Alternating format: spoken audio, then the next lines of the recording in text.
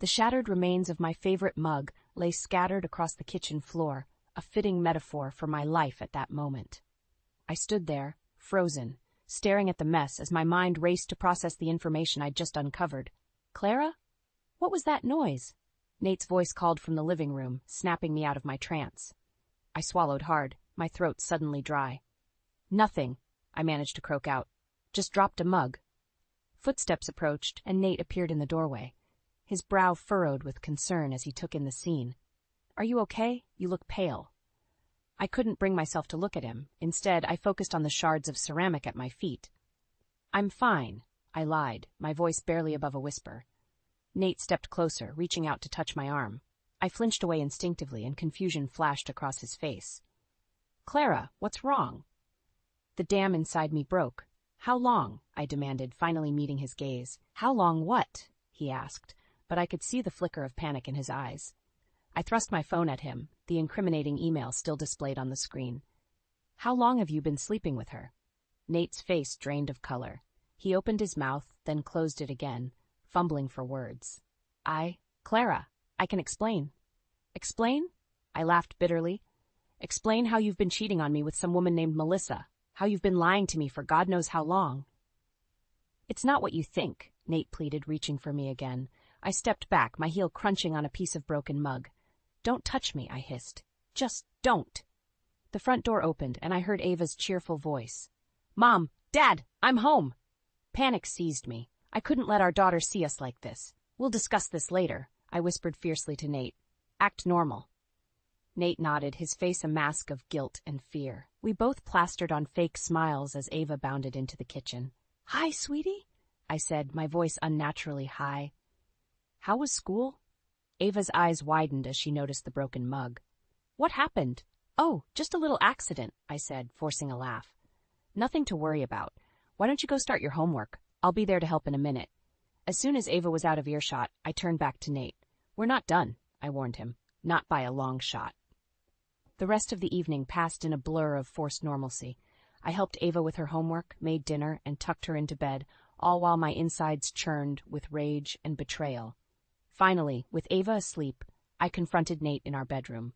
"Start talking," I demanded. Nate sighed, running a hand through his hair. "It was a mistake, Clara, a stupid, terrible mistake."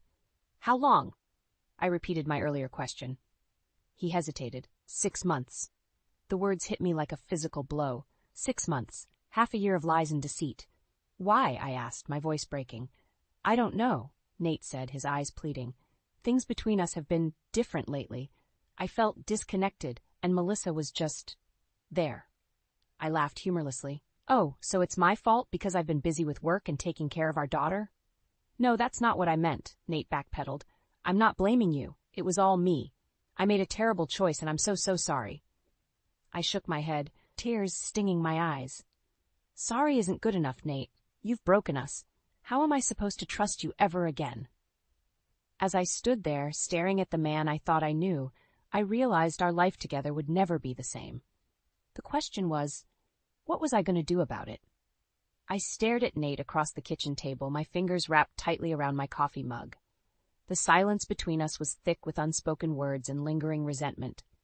"I've been thinking," Nate said, breaking the tension. "Maybe we need a change of scenery." I raised an eyebrow. "What do you mean?" He took a deep breath. "I think we should move in with my parents for a while." The suggestion hit me like a bucket of ice water. "Your parents? Nate, are you serious?" "Just hear me out," he pleaded. "It could be good for us. A fresh start, away from everything." I laughed bitterly. "You mean away from your mistakes?" Nate flinched but pressed on. "Mom and Dad have that big house. We'd have our own space and they could help with Ava. It would give us time to focus on us, on rebuilding our marriage." The word marriage made my stomach churn. Was there even anything left to rebuild? "Clara," Nate said softly, reaching for my hand. This time I didn't pull away. "I know I messed up, but I want to make this work. For us, for Ava, please just consider it." I closed my eyes, feeling the weight of our vows pressing down on me. "For better or for worse, right?" "Fine," I said finally. "I'll think about it." The next few days were a whirlwind of discussions and preparations. Despite my reservations, I found myself agreeing to Nate's plan. Maybe a change would do us good. Maybe his parents' presence would keep him on the straight and narrow. The day of the move arrived all too quickly. As we pulled up to Evelyn and Alfred's sprawling suburban home, I felt a knot of anxiety tighten in my chest. Evelyn burst out of the front door, arms wide open. "Oh, my darlings," she cried, enveloping Nate in a hug before turning to Ava. "And there's my precious granddaughter." I hung back, watching the scene unfold. Alfred appeared in the doorway, nodding a greeting. "Clara," he said, his tone cordial but cool. "Alfred," I replied, forcing a smile. As we settled into our new living arrangement, I tried to remain optimistic. Evelyn and Alfred were polite, if a bit distant. Nate seemed more relaxed, more attentive. For a moment, I allowed myself to hope that maybe, just maybe, this could work. But as the days turned into weeks, cracks began to appear in the facade. It started small. Evelyn forgetting to include me in meal planning, Alfred making offhand comments about my work hours, the way they'd fall silent when I entered a room, exchanging meaningful glances. One evening, I overheard a conversation that made my blood run cold. "I just don't understand what he sees in her." Evelyn's voice drifted from the kitchen. "Nate could do so much better." Now, Alfred replied. "She's the mother of our grandchild. We have to tolerate her for Ava's sake." I stood frozen in the hallway, my heart pounding. Tolerate me? Is that what they thought? "Clara?" Nate's voice startled me. "What are you doing?" I turned to face him, anger and hurt warring inside me. "Your parents," I hissed. "They hate me." Nate's brow furrowed. "What? No, they don't. You're imagining things." "Imagining things?" I repeated incredulously. "I just heard them talking about me. They said they have to tolerate me." "I'm sure you misunderstood," Nate said, his tone placating. "Mom and Dad love you." I stared at him, disbelief turning to fury. "Are you seriously taking their side?" "I'm not taking sides," Nate protested. "I just think you're overreacting." The word overreacting was the final straw. "You know what?" I snapped. "I'm done. This was a mistake. All of it." I stormed past him, heading for our room. As I threw clothes into a suitcase, I could hear Nate following me, pleading. "Clara, please, don't do this. We can work it out." I whirled to face him, tears stinging my eyes. "Work what out, Nate? Your affair, your parents' disdain, your inability to stand up for me? Tell me, what exactly are we working out?" As I stood there, suitcase in hand, I realized I was at a crossroads. Stay and fight for a marriage that felt more like a prison, or leave and face an uncertain future. The choice I made would change everything. I woke up to the smell of freshly brewed coffee and the sound of hushed voices downstairs. For a moment, I forgot where I was. Then reality crashed back in. I was in Nate's childhood bedroom, surrounded by his old trophies and faded posters, trying to salvage a marriage that felt like it was held together by fraying threads. Sighing, I dragged myself out of bed and made my way downstairs. The voices grew clearer as I approached the kitchen. "Just don't think she's trying hard enough," Evelyn was saying. "Nate deserves better." I froze, my hand on the doorknob. Nate's response was too low for me to hear, but Evelyn's dismissive snort came through loud and clear. Taking a deep breath, I pushed the door open. The conversation stopped abruptly, 3 pairs of eyes turning to me. "Good morning," I said, forcing a smile. "Clara, dear," Evelyn chirped, her voice dripping with false sweetness. "We were just talking about you." "I heard," I replied coolly, pouring myself a cup of coffee. Nate cleared his throat uncomfortably. "Mom was just saying how she thinks we should all go out for dinner tonight, as a family." I raised an eyebrow. "Oh, and what brought this on?" Alfred spoke up, his tone gruff. "We thought it might be good for you all to get out of the house. You've been cooped up here for weeks." I bit back a retort about whose idea it was for us to move in the first place. Instead, I nodded. "Sure, dinner sounds nice." The rest of the day passed in a blur of tension and forced politeness. By the time we arrived at the restaurant, my nerves were frayed to the breaking point. As we settled into our seats, Evelyn leaned across the table. "Clara, dear, I hope you don't mind, but I took the liberty of ordering for you. I know how indecisive you can be." I blinked, taken aback. "Actually, Evelyn, Oh, it's no trouble at all," she interrupted, waving her hand dismissively. "I'm sure you'll love it." I looked to Nate for support, but he was engrossed in the wine list. Ava, sensing the tension, squirmed uncomfortably in her seat. The meal progressed, each moment more excruciating than the last. Evelyn dominated the conversation, barely allowing me to get a word in edgewise. Alfred made thinly veiled comments about my parenting skills, while Nate sat in silence, avoiding eye contact. Finally, as dessert arrived, I'd had enough. "Excuse me," I said, standing abruptly. "I need some air." I rushed out of the restaurant, gulping in the cool night air. Tears pricked at my eyes, but I refused to let them fall. "Clara?" Nate's voice came from behind me. "Are you okay?" I whirled to face him. "Am I okay? Are you seriously asking me that?" He looked bewildered. "What's wrong?" "What's wrong?" I repeated incredulously. "Your parents have been insulting me all night, and you've just sat there and let it happen." Nate's face hardened. "They're trying their best, Clara. You're not exactly making it easy." I stared at him, disbelief turning to anger. "So this is my fault now?" "I didn't say that," he backpedaled, "but you could try harder to get along with them." "Try harder?" I hissed. "I've been trying so hard I'm about to break, Nate, and you don't even see it." His expression softened. "Clara, please, let's not do this here." But I was beyond caring about making a scene. "No, Nate, we're doing this now. I can't keep pretending everything's okay when it's so clearly not." "What are you saying?" he asked, a note of fear creeping into his voice. I took a deep breath, the words I'd been holding back for weeks finally spilling out. "I'm saying that this isn't working. Moving in with your parents, trying to fix our marriage, it's all been a huge mistake." Nate's face crumpled. "You don't mean that." "I do," I said, surprised by how steady my voice was. I think it's time we face the truth. Our marriage is over, Nate." As the words hung in the air between us, I realized there was no going back. The life I'd known, the future I'd planned, was crumbling around me. But amid the fear and uncertainty, I felt something else stirring, a spark of hope, a glimmer of freedom. Whatever came next, I knew one thing for certain. I couldn't live like this anymore. The days following our disastrous dinner outing blurred together in a haze of tension and unspoken words. Nate and I barely spoke, tiptoeing around each other like strangers. Evelyn and Alfred's hostility, once veiled, now simmered just beneath the surface. One morning I woke to find Ava's bed empty. Panic gripped me as I rushed downstairs, only to find her giggling in the kitchen with Evelyn. "There you are, sleepyhead," Evelyn cooed, her saccharine tones setting my teeth on edge. "I was just teaching Ava how to make proper pancakes. Lord knows she needs someone to show her these things." I bit back a retort, forcing a smile for Ava's sake. "That's nice, sweetie. Why don't you go get dressed for school?"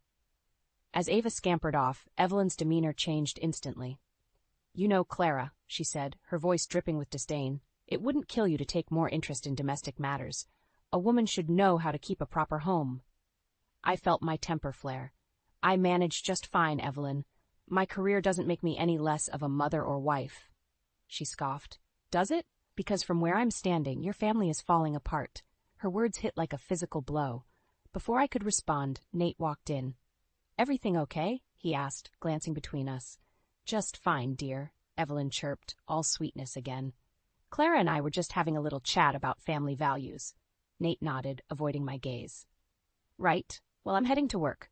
Clara, don't forget we have that dinner with my boss tonight." I froze. "That's tonight?" "Nate, I can't. I have a deadline."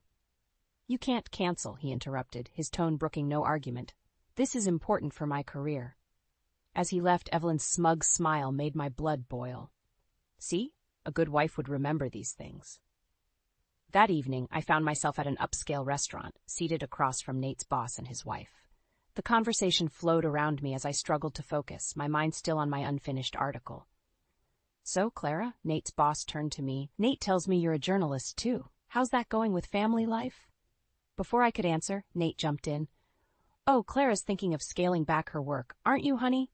To focus more on home life." I stared at him, dumbfounded. What?" Nate's boss nodded approvingly. "Good for you. Family should always come first." The rest of the dinner passed in a blur. As soon as we got home, I rounded on Nate. "What the hell was that about? Scaling back my work?" He sighed, loosening his tie. "Come on, Clara. You know how important this promotion is." I was just saying what he wanted to hear. "At my expense?" I hissed, mindful of Ava sleeping upstairs. "Don't be so dramatic," he scoffed. "It's not like your job is as demanding as mine anyway." I reeled back as if slapped. "Is that what you really think?" Before he could answer, Alfred appeared in the doorway. "Everything all right? We could hear you from upstairs." Nate plastered on a smile. "Just a little disagreement, Dad. Nothing to worry about." Alfred's gaze settled on me, cold and judgmental. "Clara, I think it's time you started considering what's best for this family. Your selfish behavior is tearing it apart."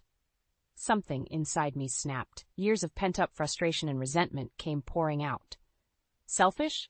I've given everything to this family. I've put up with your constant criticism, your son's infidelity, all while trying to maintain my career and raise my daughter. And I'm the selfish one?" The room fell silent. Nate and Alfred stared at me, shocked. In that moment, I realized I'd reached a crossroads. I could no longer pretend everything was fine. I couldn't keep sacrificing my self-respect, my career, my happiness for a family that didn't value me. "I'm done," I said, my voice steady despite the turmoil inside. "I can't do this anymore." As I turned to leave the room, I caught sight of Ava standing on the stairs, her eyes wide with fear and confusion. My heart broke, but I knew in that moment that I had to be strong, for both of us. Whatever came next, I knew one thing for certain: things couldn't go on as they were. It was time for a change, no matter how terrifying that prospect might be. The morning after my outburst, I woke with a sense of dread weighing heavily on my chest. The house was eerily quiet as I made my way downstairs, bracing myself for the inevitable confrontation. I found Nate in the kitchen, nursing a cup of coffee. His eyes were bloodshot, his hair disheveled. "We need to talk," he said, his voice hoarse. I nodded, pouring myself a cup. "Yes, we do." "I've been thinking about what you said last night," Nate began. "I know things haven't been easy." "Easy?" I interrupted, a bitter laugh escaping me. "Nate, things haven't been easy since the day I found out about your affair. Living here, with your parents constantly undermining me, has been a nightmare." Nate's face hardened. "They're just trying to help, Clara. Maybe if you made more of an effort." "Don't you dare put this on me," I hissed, my anger flaring. I've been trying so hard I'm exhausted, but it's never enough, is it? Not for you, not for them." Before Nate could respond, Evelyn swept into the kitchen. "Oh, good, you're both up. Nate, dear, don't forget you promised to take your father golfing today." I stared at Nate incredulously. "Golfing? Now?" He at least had the decency to look uncomfortable. I forgot. Dad's been looking forward to it." "Of course he has," I muttered, shaking my head in disbelief. Evelyn's eyes narrowed. "Is there a problem, Clara? Surely you can handle things here for one day without my son." Something inside me snapped. "You know what, Evelyn? There is a problem. The problem is that your son and I are trying to have an important conversation about our marriage, and you're more concerned about a golf game." Evelyn's face flushed with anger. "How dare you speak to me like that in my own home? Nate, are you going to let her talk to me this way?" I turned to Nate, waiting to see what he would do. His eyes darted between us, panic evident on his face. Mom, Clara, please, can't we all just calm down?" His weak attempt at peacemaking was the final straw. "No, Nate, we can't just calm down. This is our life, our marriage falling apart, and you're worried about keeping the peace?" I stormed out of the kitchen, my mind racing. As I reached the stairs, I heard Ava's small voice. "Mommy? Why is everyone yelling?" My heart clenched. I knelt down, pulling her into a hug. "I'm sorry, sweetheart. Mommy and Daddy are just having a disagreement." "Are we going to have to leave?" she asked, her voice trembling. The question hit me like a punch to the gut. I pulled back, looking into her worried eyes. In that moment, I knew I had to make a decision, not just for myself, but for Ava. "I don't know, honey," I said honestly, "but I promise, whatever happens, we'll be okay." As I held my daughter, I heard Nate and Evelyn's voices rising again downstairs. The constant tension, the arguments, the silent treatment, it was all taking a toll on Ava. I couldn't let this continue. With a deep breath, I made my decision. I gently pulled away from Ava. "Sweetie, can you go to your room and pack a small bag? Just some clothes and your favorite toys." Her eyes widened. "Are we going on a trip?" I forced a smile. "Something like that. Go on now, I'll be right there." As Ava scampered off, I pulled out my phone and dialed a number I should have called weeks ago. "Joan? It's Clara. I need your help. Can Ava and I stay with you for a while?" My sister's voice was warm and concerned. "Of course. What's going on?" I took a shaky breath. "I'm leaving Nate. I can't do this anymore." As I hung up, I felt a strange mix of terror and relief wash over me. I knew the road ahead would be difficult, but for the first time in months, I felt like I could breathe again. Whatever came next, I would face it on my own terms. Joan's apartment felt like a sanctuary after the suffocating atmosphere at Nate's parents' house. As I sank into her plush couch, the weight of the past few months seemed to lift slightly from my shoulders. "Okay, sis," Joan said, handing me a steaming mug of tea. "Start from the beginning." I poured out everything. Nate's affair, the move to his parents' house, the constant belittling and criticism. Joan listened intently, her lawyer's mind no doubt cataloging every detail. "Clara," she said when I finished, her voice gentle but firm, "this is emotional abuse. What they've been doing to you, it's not okay." Her words hit me like a thunderbolt. Abuse. I'd been so caught up in trying to make things work, I hadn't even realized. "We need to document everything," Joan continued, switching into lawyer mode. "Every insult, every manipulative comment, it'll be crucial if Nate tries to fight for custody of Ava." The mention of custody sent a chill down my spine. "You really think he'd do that?" Joan's expression hardened. "After what you've told me about his parents, we need to be prepared for anything." Over the next few weeks, I threw myself into gathering evidence. I wrote down every memory of Evelyn and Alfred's mistreatment, every instance of Nate's neglect. Joan helped me organize it all, building a case that left me stunned when I saw it laid out. But even as I worked, a nagging doubt gnawed at me. Was I really ready to end my marriage, to tear apart Ava's family? My phone buzzed with a text from Nate. "We need to talk. Come to the house tomorrow." I showed Joan the message, my stomach churning. "I have to go, don't I?" She nodded grimly. "Yes, but not alone. I'm coming with you." The next day, we pulled up to Nate's parents' house. My palms were sweaty as I rang the doorbell. Nate answered, his eyes widening at the sight of Joan. "What's she doing here?" he demanded. "Moral support," I said firmly, pushing past him into the house. Evelyn and Alfred were waiting in the living room, their faces masks of disapproval. "Well, if it isn't the prodigal daughter-in-law," Evelyn sneered. I took a deep breath, steeling myself. "I'm here to talk about divorce proceedings, Nate, and custody arrangements for Ava." The room erupted into chaos. Nate started pleading, Evelyn shrieked about the sanctity of marriage, and Alfred thundered about ungrateful wives. Through it all, Joan stood beside me, a pillar of strength. "Enough!"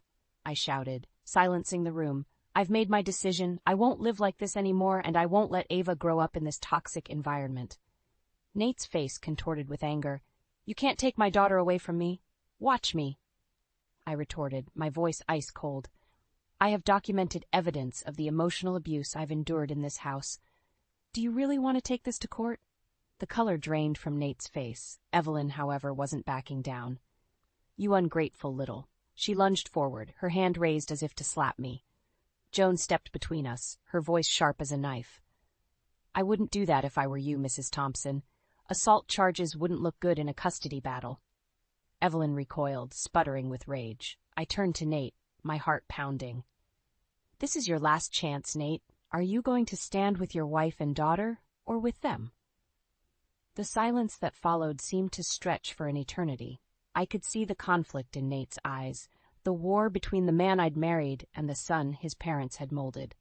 Finally he spoke, his voice barely above a whisper. I can't leave my parents, Clara. They need me." In that moment I felt something inside me shatter. The last lingering hope that we could salvage our marriage crumbled to dust, but along with the pain came a surge of determination. "Then we're done," I said, my voice steady despite the turmoil inside. "Expect to hear from my lawyer." As Joan and I walked out of the house, I felt like I was leaving more than just a failed marriage behind. I was leaving behind years of self-doubt, of compromise, of settling for less than I deserved.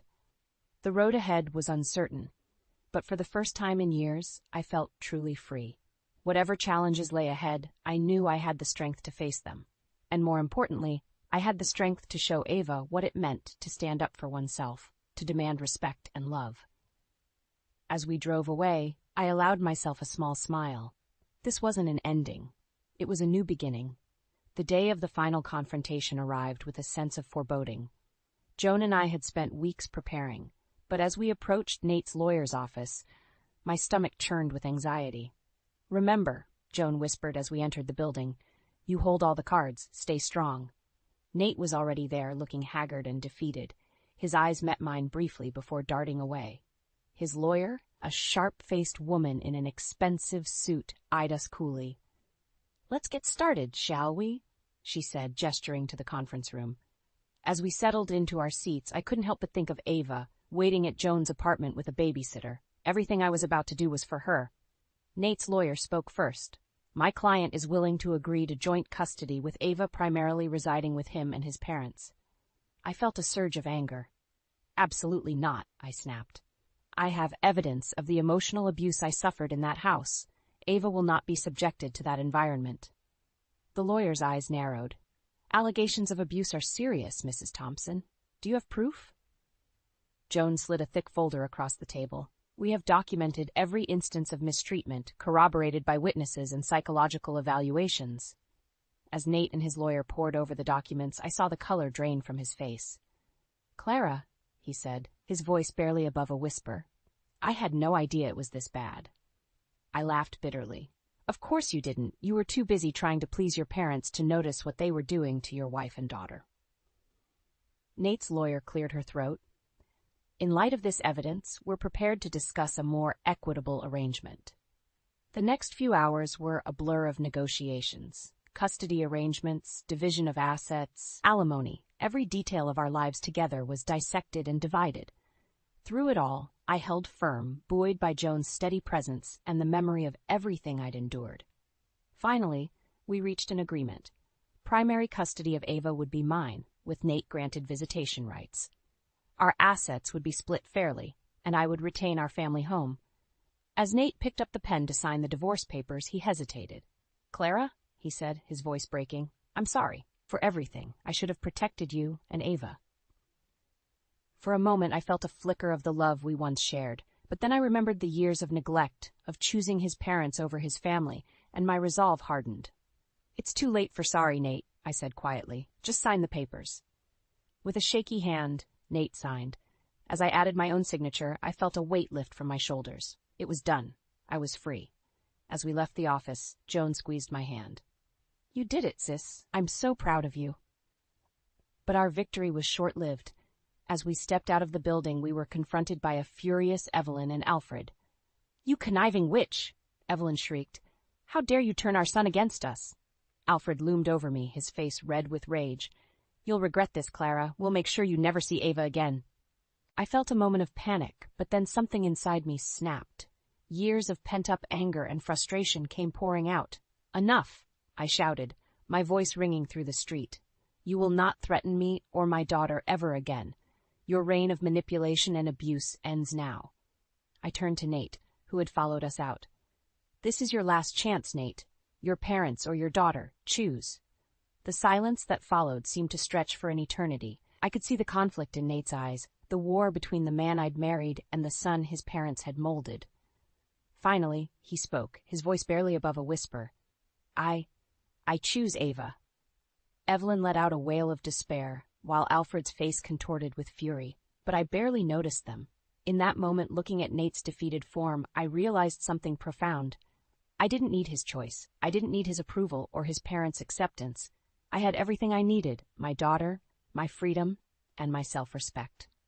As Joan and I walked away, leaving the chaos behind, I felt a surge of triumph. The road ahead would be challenging, but for the first time in years, I was ready to face it head-on. The old Clara, the one who had bent and compromised and suffered in silence, was gone. In her place stood a woman who knew her worth, who would fight for herself and her daughter with every breath. This wasn't just an ending. It was a new beginning, full of possibility and hope, and I was ready for it. 5 years had passed since that fateful day when I walked away from Nate and his toxic family. Life hadn't been easy, but it had been mine, filled with hard-won victories, cherished moments with Ava, and a sense of peace I'd never known before. I was in the middle of preparing dinner when the doorbell rang. Ava, now a spirited 13-year-old, called out, "I'll get it, Mom." A moment later, I heard her startled voice. "Dad?" My blood ran cold. I rushed to the door, wiping my hands on my apron. There stood Nate, a shadow of his former self. His clothes were disheveled, his eyes bloodshot, and he reeked of alcohol. Clara, he slurred, swaying slightly. I need your help. I instinctively stepped in front of Ava, shielding her. Nate, what are you doing here? He stumbled forward and I held up a hand to stop him. Please, he begged. I've lost everything. My job, my savings. Even Mom and Dad have cut me off. I didn't know where else to go. A part of me, the part that had once loved this man, ached to help him. But I remembered the years of neglect, the pain he'd put me through, and I steeled myself. Ava, honey, I said calmly, go to your room, please. Once Ava was out of earshot, I turned back to Nate. You can't be here, I said firmly. You're drunk and you're scaring our daughter. Our daughter, he repeated bitterly, the one you took from me. Anger flared within me. I didn't take her from you, Nate. You chose to let her go when you refused to stand up to your parents. He lunged forward suddenly, grabbing my arm. You ruined my life, he shouted. For a moment, fear gripped me, but then something shifted. I was no longer the woman who would cower or make excuses for him. I was stronger now. With a swift motion, I broke free of his grip and pushed him back. No, Nate, I said, my voice steady and strong. You ruined your own life, and I won't let you ruin mine or Ava's any longer. I saw a flicker of the old Nate in his eyes, shame, regret, and a hint of admiration. But it was too late for that now. I'm calling you a cab, I said. And then I'm calling my lawyer. This ends now, Nate. No more surprise visits, no more manipulations. If you want to see Ava, you'll do it through proper channels, and you'll do it sober. As I dialed the cab company, I felt a presence behind me. Ava stood there, her eyes wide but determined. Is Dad okay? She asked softly. I knelt down to her level, my heart swelling with love and pride for this brave, compassionate girl. He's going through a tough time, sweetie, but that's not our responsibility anymore. We're going to be okay. As we watched the cab drive away with Nate, I felt a profound sense of closure. The last lingering threads of my old life had been severed, and the future stretched out before us, bright and full of possibility. Later that night, as Ava slept peacefully, I sat on our porch, sipping tea and reflecting on the journey that had brought me here. The pain, the struggles, the moments of doubt, they had all shaped me into the woman I was now. I thought of the women out there who might be where I was 5 years ago, trapped, afraid, doubting themselves. I wished I could tell them that there was hope, that they were stronger than they knew. As the stars twinkled above, I made a silent vow. I would use my voice, my experiences, to help others find their strength. My story wasn't just about survival, it was about thriving, about reclaiming one's power and dignity. Tomorrow, I decided I would start writing again. Not just articles, but a book. My story, raw and honest, a beacon of hope for others. The cool night breeze caressed my face, and I smiled. Life wasn't perfect, but it was beautifully, wonderfully mine. And for the first time in years, I was excited about what the future held. As I headed back inside, I paused at Ava's room, watching her sleep. In that moment, I knew with absolute certainty that every struggle, every tear, every moment of doubt had been worth it. For her, for me, for the life we'd built together. This wasn't just an ending. It was a new chapter, brimming with hope, strength, and the unshakable knowledge that we were going to be more than okay. We were going to be extraordinary.